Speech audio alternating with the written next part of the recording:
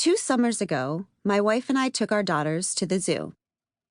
As we walked the grounds, we saw a sign advertising the park's big event, the Cheetah Run. We headed towards the families scouting out their viewing spots and found an empty stretch along the route. Our youngest, Emma, hopped up on my wife's shoulders for a better view. A peppy blonde zookeeper in a khaki vest appeared. She held a megaphone and the leash of a yellow Labrador retriever. I was confused. I don't know much about animals, but if she tried to convince my kids that this dog was a cheetah, I was getting a Cheetah Run refund. She began, "Welcome, everybody. You are about to meet our resident cheetah, Tabitha. Do you think this is Tabitha?" "No," the kids yelled. This sweet Labrador is Minnie, Tabitha's best friend. We introduced them when Tabitha was a baby cheetah, and we raised Minnie alongside Tabitha to help tame her. Whatever Minnie does, Tabitha wants to do. The zookeeper motioned toward a parked Jeep behind her. A pink stuffed bunny was tied to the tailgate with a fraying rope. She asked, "Who has a Labrador at home?" Little hands shot into the air. "Whose lab loves to play chase?" "Mine," the kids shouted. Well, Minnie loves to chase this bunny. So first, Minnie will do the cheetah run while Tabitha watches to remember how it's done. Then we'll count down, I'll open Tabitha's cage, and she'll take off. At the end of the route, just 100 meters that way, there will be a delicious steak waiting for Tabitha. The zookeeper uncovered Tabitha's cage and walked Minnie, eager and panting, to the starting line. She signaled to the Jeep and it took off. She released Minnie's leash and we all watched a yellow lab joyfully chase a dirty pink bunny. The kids applauded earnestly. The adults wiped sweat from their foreheads. Finally, it was time for Tabitha's big moment.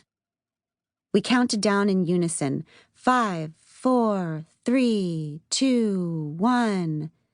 The zookeeper slid open the cage door, and the bunny took off once again.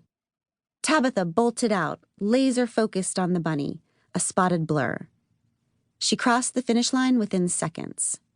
The zookeeper whistled and threw her a steak. Tabitha pinned it to the ground with her oven-mitt paws, hunkered down in the dirt, and chewed, while the crowd clapped. I didn't clap. I felt queasy. The taming of Tabitha felt familiar. I watched Tabitha gnawing that steak in the zoo dirt and thought, day after day, this wild animal chases dirty pink bunnies down the well-worn, narrow path they cleared for her.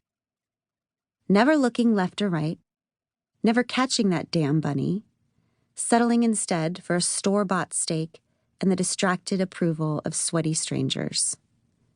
Obeying the zookeeper's every command, just like Minnie, the lab she's been trained to believe she is.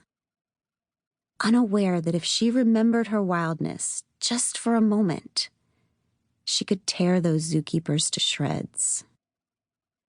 When Tabitha finished her steak, the zookeeper opened a gate that led to a small fenced field. Tabitha walked through, and the gate closed behind her. The zookeeper picked up her megaphone again and asked for questions.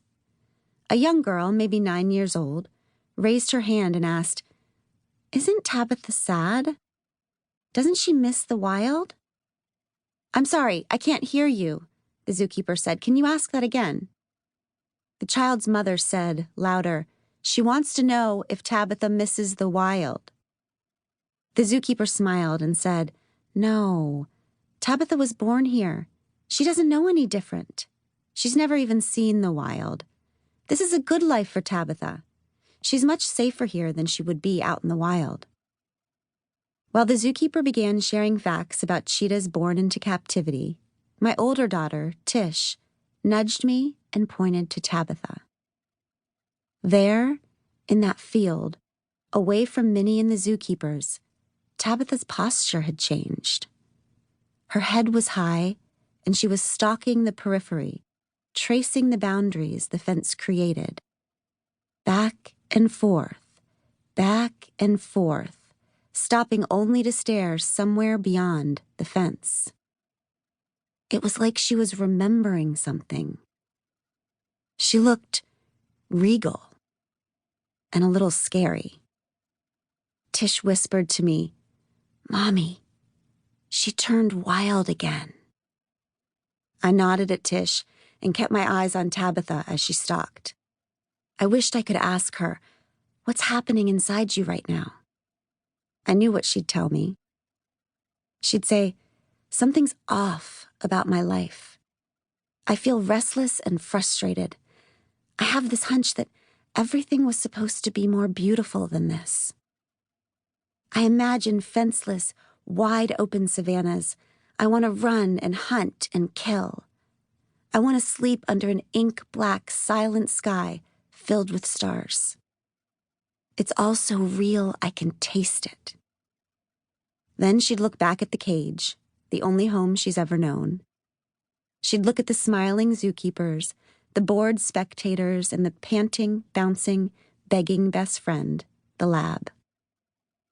She'd sigh and say, "I should be grateful. I have a good enough life here. It's crazy to long for what doesn't even exist." I'd say, "Tabitha, you are not crazy. You are a goddamn cheetah."